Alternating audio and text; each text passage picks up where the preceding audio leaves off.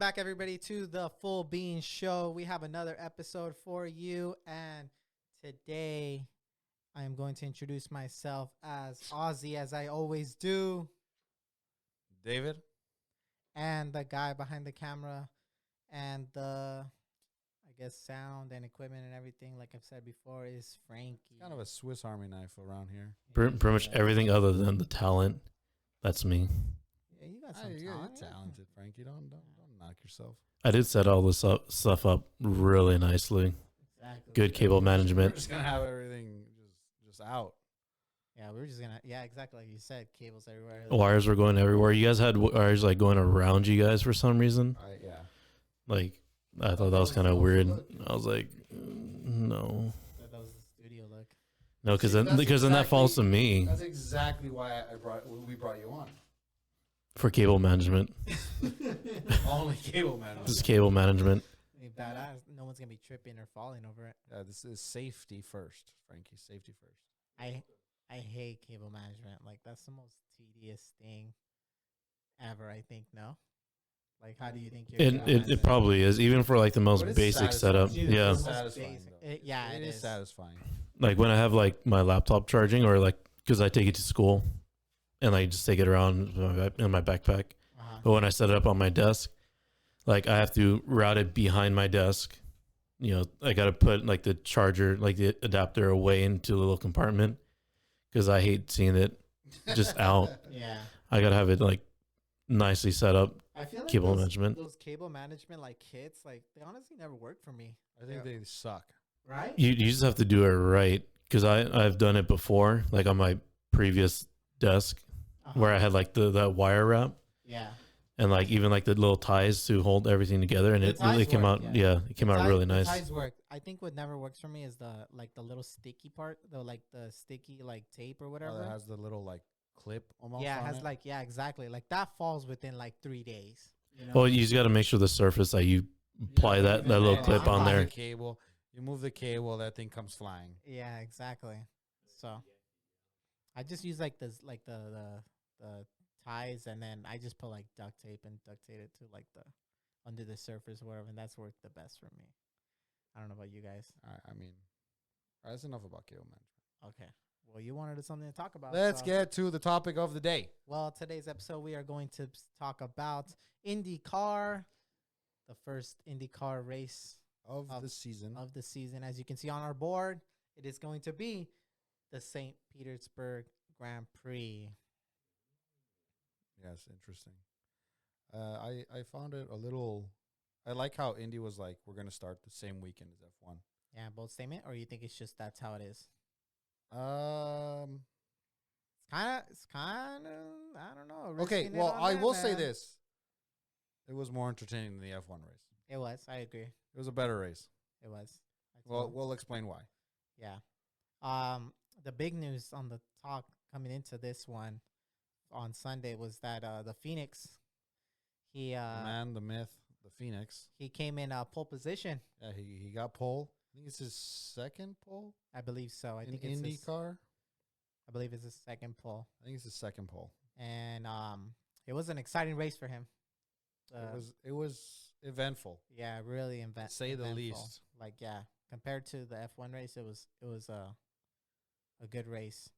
Well, did you want to start off, David? I had a little fun fact before we start off. All right, go for I it. had a little fun fact. So I don't know if you. I know we follow Grosjean on social media, and I don't know if you've seen that he's become a pilot. Yeah, He got his pilot license. he's doing everything like sim work, right? He has like his own. Yeah, but like he actually has his license now and everything. yeah. Fun fact: the St. Petersburg Grand Prix has a portion, the straightaway, this bottom one, right here. I believe it's this bottom one. Might be that one, but I think it's the bottom one. That is on a runway for the like the small airport there. He actually flew himself into St. Petersburg, landed on that runway, and now he raced on it like a couple days later. Oh shit! That was a nice little interesting fun fact. So he landed on that same runway that Yeah. that he raced on. Yep. Oh damn, that's pretty trippy. That's cool. That's cool. Freaking Grosjean. Yeah, he really took flight now. He's the real Phoenix now. Yeah, he's the real Phoenix. But we don't want to see him on fire. Yeah. How about you stay off fire this time? Like, Yeah. just don't catch fire again. Don't test it because I don't know if you can survive that. Yeah, one. you got away with it once. Let's Yeah. not go for a second time. Yeah, we still want you around Grosjean.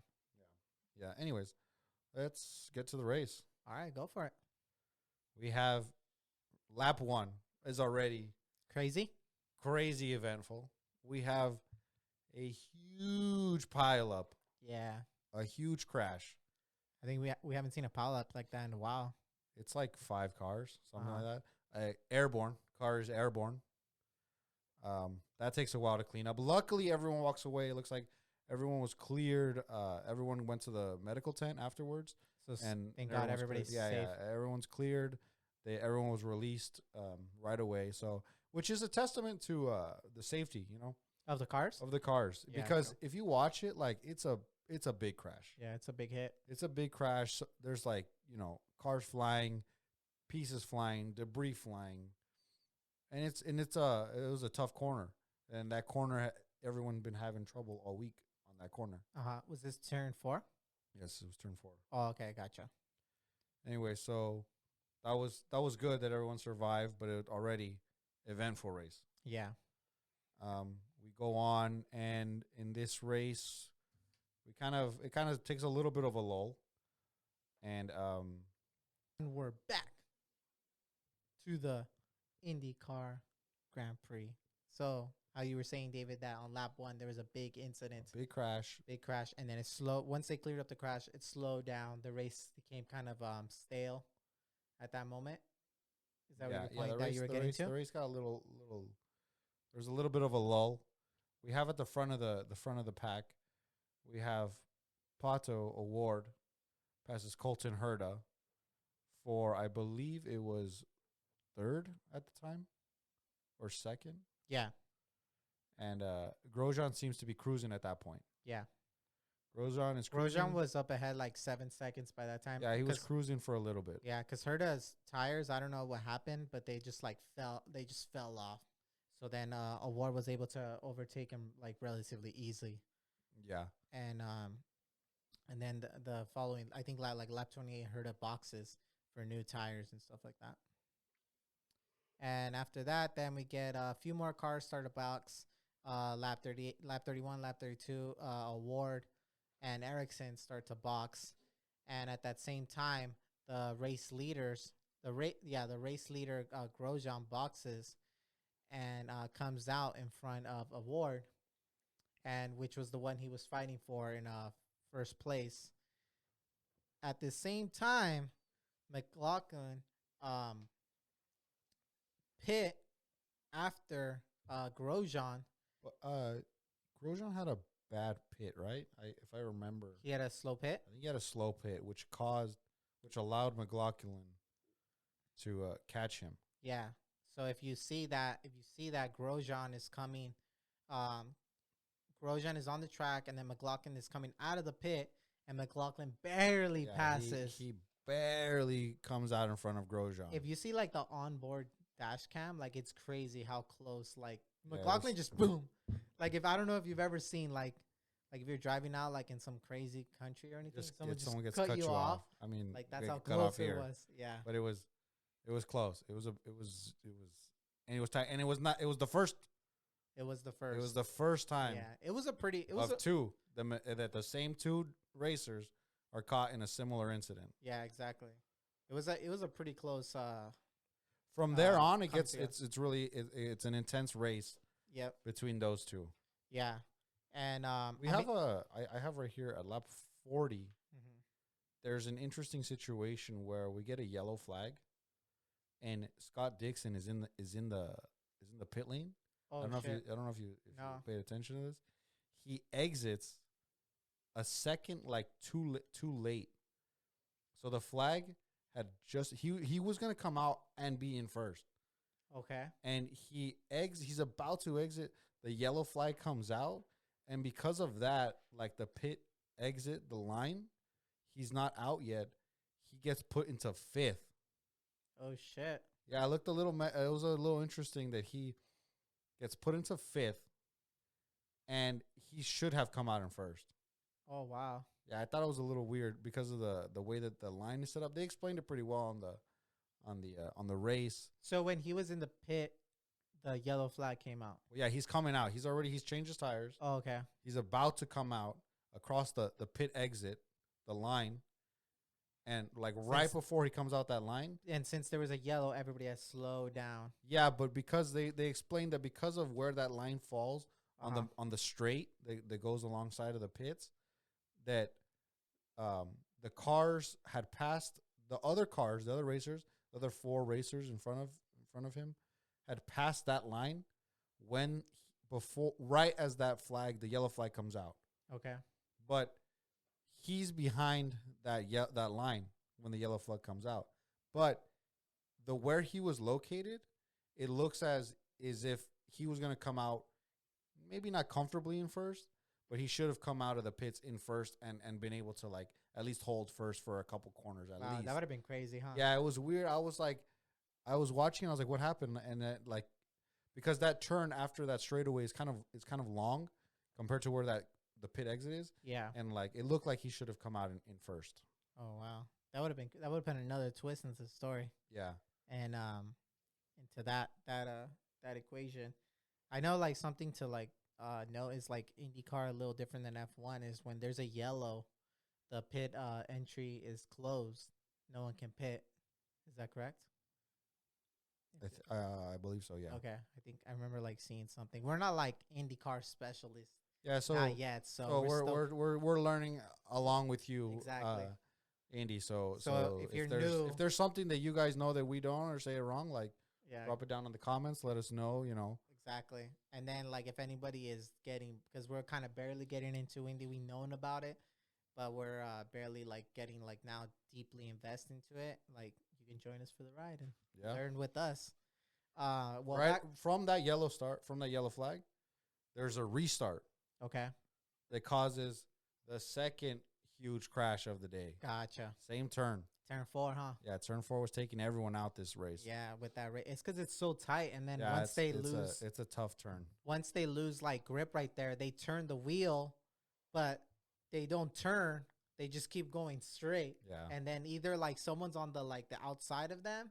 It's mostly when someone's on the outside. Now you're blocking that person you hit, and then, bam, both go into the wall, right? Second airborne car of the day. Yeah, that was crazy. Which, again, speaks to the safety of these cars. Yeah. Luckily, they've come a long way, and now we're getting, safer and safer cars. Yeah, I think that shows another tribute to the Halo. And this IndyCars have IndyCar has their own variation of the Halo. Yeah, and then they have the windshield they too. Have the windscreen, which is good for like flying debris that doesn't hit them in the head or anything like that.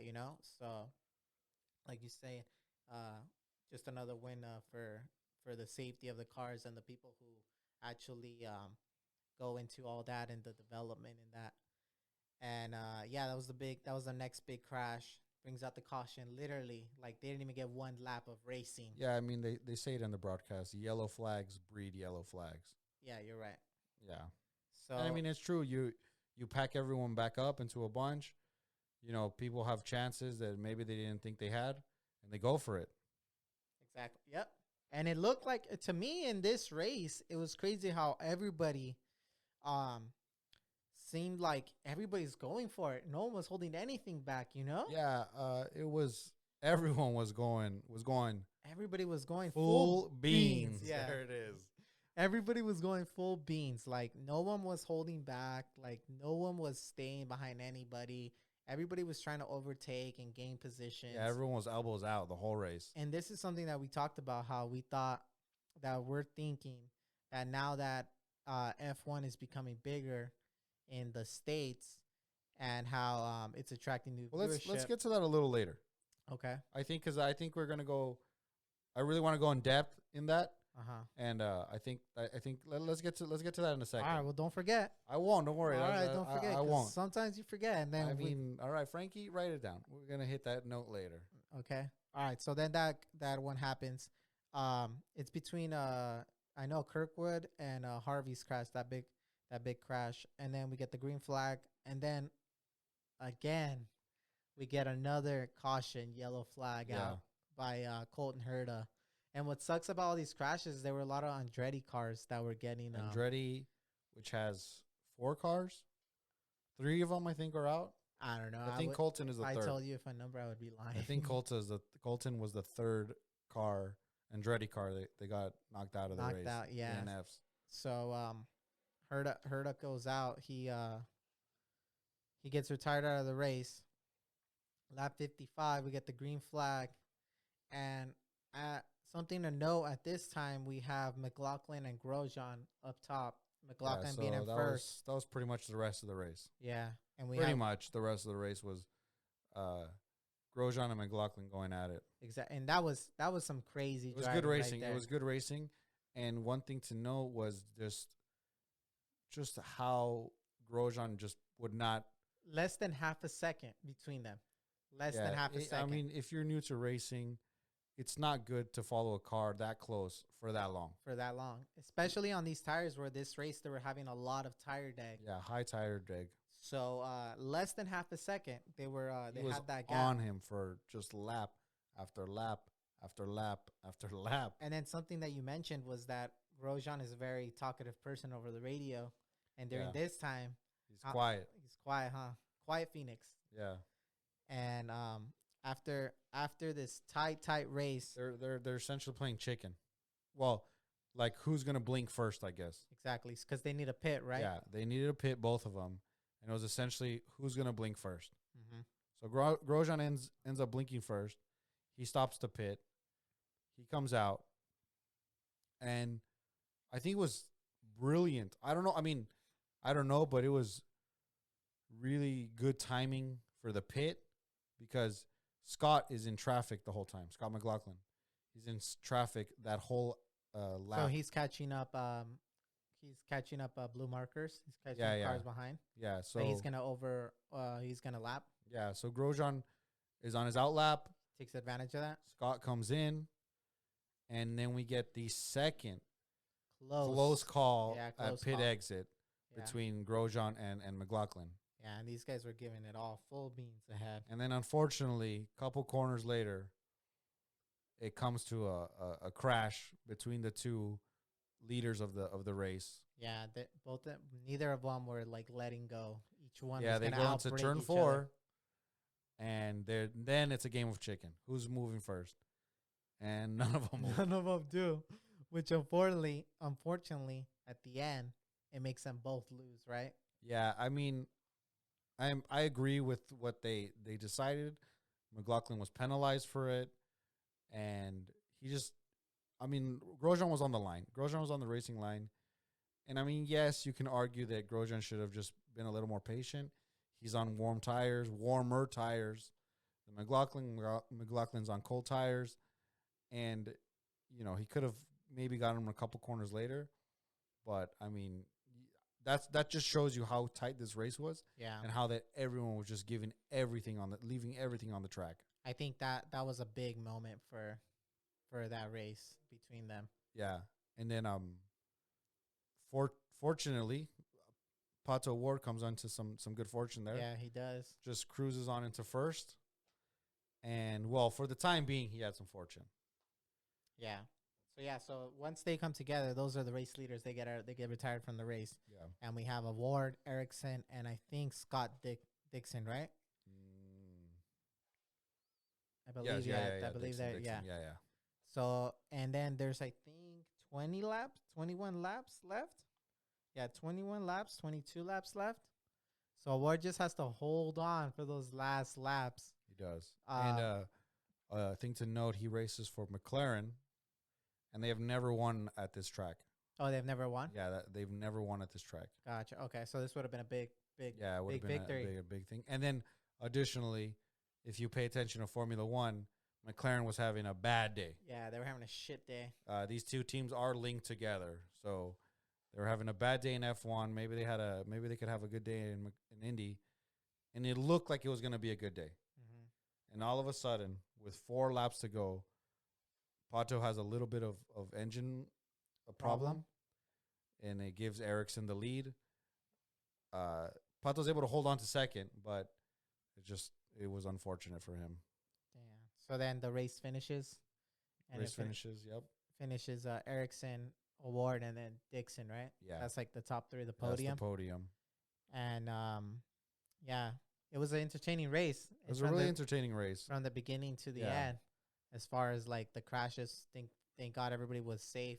But the racing between McLaughlin and Grosjean, and then at the end, the tight racing between Award, Ericsson, and McLaughlin. And yeah, that's basically it of the That was a the good race, like we were saying. a good season opener for Yeah, for Indy, you know. Yeah, to be honest, it was better than F1's. Yeah, it was. The season opener was better for Indy than it was F1, and that's kind of the segue, I guess, we can get to the comparison, the similarities between the two, and why we're trying to get involved in Indy and why we're trying to grow the sport of Indy here. Yeah. So yeah, exactly. Do you want to take the reins on that one? No. Damn, badass co-host here. So, the reason why we're trying to get into Indy and stuff, because like David said, is that like it's a growing sport, and like if you watch F1, you could see like Zach Brown, he's American and he's trying to grow Indy as well because he's McLaren CEO or racing CEO. I think just McLaren CEO, right? He's important at McLaren. Yeah, he's up there. So he's trying to grow Indy because he says that Indy has a lot of potential, like F1, and if it gets the right viewership, like a lot of people will be able to enjoy the sport, and get invested into it. And then as we've seen, there's been a huge boom of F1 in the States. A huge part of because of Zach Brown, because of Otmar Satfire, the Alpine's racing director. Yeah. You know, Haas coming in. So, you know, as we've seen, there's been a huge boom. Drive to Survive because of Netflix. There's this huge boom of F1 interest in the States. And I think because of that, it's going to hopefully pull Indy as well. I think it's going to help Indy tremendously as far as like driver development, drivers coming over here. Yeah. Drivers seeing maybe Indy as a alternative to currently F1. there's a lot of drivers in Indy that have experience in F1. Yeah, exactly. So we got big names like Grosjean, Ericsson was one, Alexander Rossi had raced a little bit. Yeah. Callum Ilott was he came up through the ranks and in the F1 system and everything. Yeah. So just to name a few, you have a lot of involvement from people with experience in F1 now currently racing in Indy. And then even Indy drivers that are trying to they're catching the eyes of F1 people, people in the teams, whereas seeing them as they can possibly get a seat at an F1 car. Yeah, if we look back to last year, it was looking as if someone from Indy was going to have a seat. Yeah. If it was Award, yeah, exactly. Colton. Right now, I do think that it's a little unfortunate that the only way to get into F1, you need to have enough points on your super license, I think it's called. Super license. So it's just, it's just a license that allows you to race in F1. And I think it's unfortunate that right now the only way to get the required amount of points through the Indy route is winning the championship. Oh, really? Yeah. So if you win races, do you get points or no? I to be honest, I don't know exactly how that works yet. But as far as you know? But as I know that to gain the required amount of points, you have to win the championship. Oh, wow. So I don't think it's based on an individual races, mm-hmm. Which is not the case in F2, F3. You gain points as I believe on how you finish the season. Yeah. Like Logan Sargent last year, he was granted his super license on the last race of the F2 series, and he only had to finish above six. Above sixth in that race, which gave him an overall finish of fourth, I believe. But he still needed to do a few practice sections, stuff like that. That's where I don't know. To be honest, I don't know exactly how that works yet. Yeah. Well, like I said, we're still learning ourselves, mm-hmm. and yeah, we're just trying to. That's what we're trying to develop and grow the sport here. And hopefully, Zach Brown, shout out Zach Brown, you want to come by? You're always welcome. Yeah, you're always welcome here. We like specifically we mentioned Zach Brown a lot because we like a lot of what he's done. That he's brought the McLaren team to Indy. That it's involved.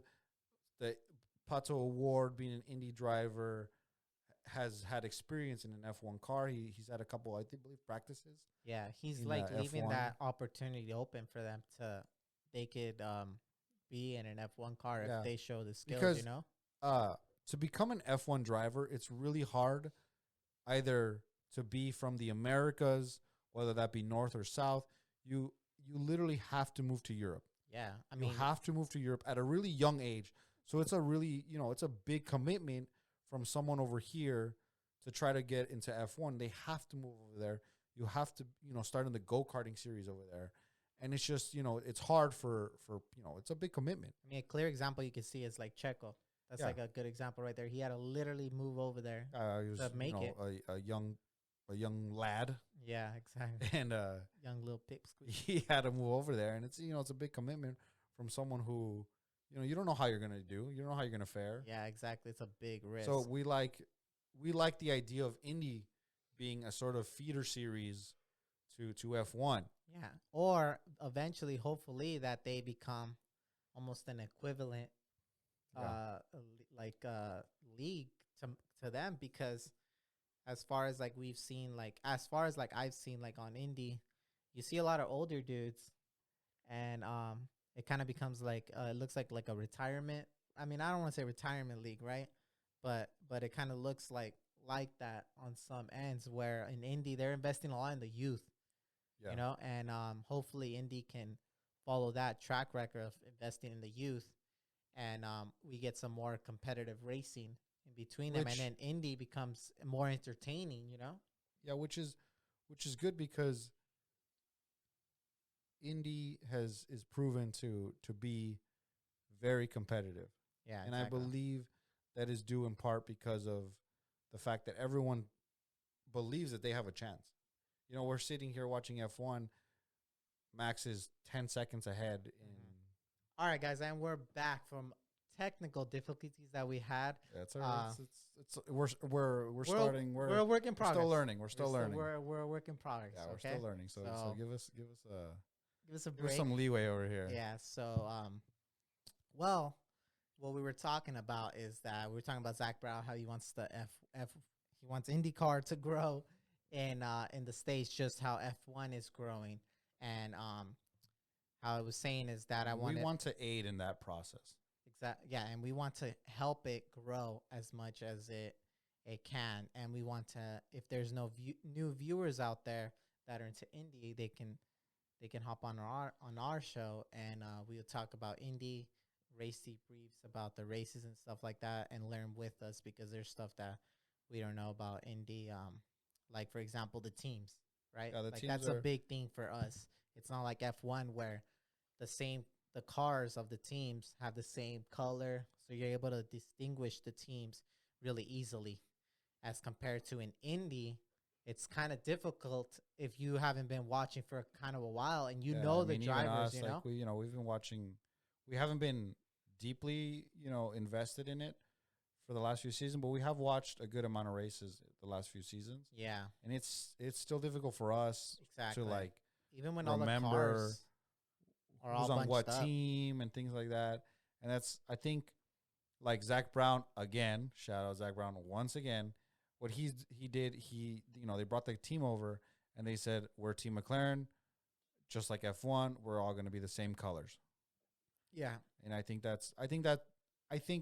while Indy's trying to be different from F1, there's some things that I think should be changed to make it easier to bring new viewers. Yeah, because as we saw with Drive to Survive, you get a little explanation, you get a little story, and people will watch. Exactly. And here with Indy, I think it's the same thing, especially being the local series where, we're here based in the Los Angeles area.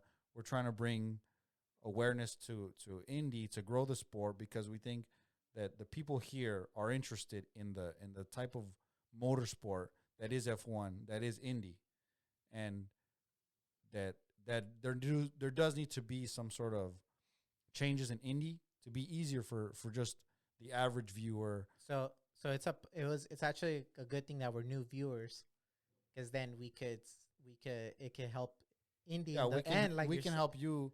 We'll do the dirty work Yeah. to So try to if- help the help everyone else. Yeah, like that's the one thing, like for me and you, and I'm pretty sure Frankie, what's it called? Like the team, watching the race on the TV, like distinguishing the teams, knowing who's a teammate, who's not, it's kind of difficult. So if any Indy car person, driver, Any experts out there want to come on our show, and they can clarify that up or simplify on how they work and stuff like that, Yeah. they're more than welcome to be on our show and inform us and the viewers more about Indy and how it works and everything like that. Because to like us, like new viewers, it looks like the sponsors have a big play on the liveries of the cars. They play a big big part. word there. Yeah. So that's how it looks, but that's not necessarily true. That's just what I think how it looks. But Yeah, and that's kind of the point of this podcast, is we're trying to expand the market. yeah, We see the boom. As we said, we saw the boom that F1 had, and I think it's important to also try to have a boom for Indy here. yeah, exactly. Because like we were saying, I don't know if the viewers tuned into our F1 podcast, or I don't know if we talked about it, but it's really difficult for us to get to races mm-hmm. because of costs of transportation. The F1 races, it's hard. The tickets are outrageous here in the States. Yeah. And that's also because of that, it's increased the prices in Mexico and in Canada. And we've been to several Grand Prix. We've been to the American. I've been to the Mexican Grand Prix. Mm-hmm. And the prices were okay. They weren't crazy. Yeah. And now they've just skyrocketed. And we're not even going to mention Vegas. Yeah, that one's crazy. So that's kind of the point of this podcast, is to try to bring, more viewership to the Indy fans, to the Indy race series, because it's easier for us. There's a local one here. There's, a bunch around the States, and I think it could be a really interesting series for people to get into. Exactly, yeah. It becomes from, like, if we want to go to an F1 race across the pond, I mean, which we are going to, here in the States, it's a lot easier. It turns from like a 13-hour flight to like a 2-4 hour flight. Yeah, it's actually cheaper for us to go to a race in Europe Currently, currently than to go to some other races here. which is saying a lot right there. It's crazy. So hopefully Hopefully you guys can tune in. hopefully you guys share, like, comment, subscribe, and so we can blow up this channel, and we can help Indy grow, and share with you guys insight on the Indy side, and because it has a lot of potential to grow. As far as that, I think that's everything that I have on my playbook. Yeah, I think that's good for this episode. Yeah. Any closing comments, Frankie? You're good on your end? Yeah, no, just basically the race was very interesting. Yeah. Yeah, that massive crash was wild. Yeah, well, All of them? both were wild, but like the 5-car pile up and the flying car, Yeah. and that one was, pretty crazy. Like I'm so glad that no one got seriously hurt. I'm sure prides were damaged a little bit right there, Or people were pissed off too. and that Team Penske was, having a little fun playing bumper cars with everyone just smacking into all the other cars. That was kind of funny. Yeah, true. But yeah, very good. It was a good race. Sad to see like almost half the teams get wiped out. Yeah. But no, it was a good race, and kind of like as we said on the F1 show, it hopefully can get only better from here. and I'm excited to see the rest of it as me being with a new, a new person in the F1 Indy world as well, but a little bit newer. I'm excited to see like what's gonna come up from now, and even like how I will like grow and learn through all these races that I'll be seeing more of along with you guys. Cool. All right. So I guess that's it for today. All right. Thank you guys for watching. Make sure you like, subscribe, share, all Tune that in stuff. Each And week. yeah, tune in each week. We're trying to do one F1 show one F1 podcast and one indie podcast every week. Hopefully more in other sports, but that's I guess right now the two that we're committed to, Yeah. and then we're working on the other ones. So yeah, signing out. See you guys later.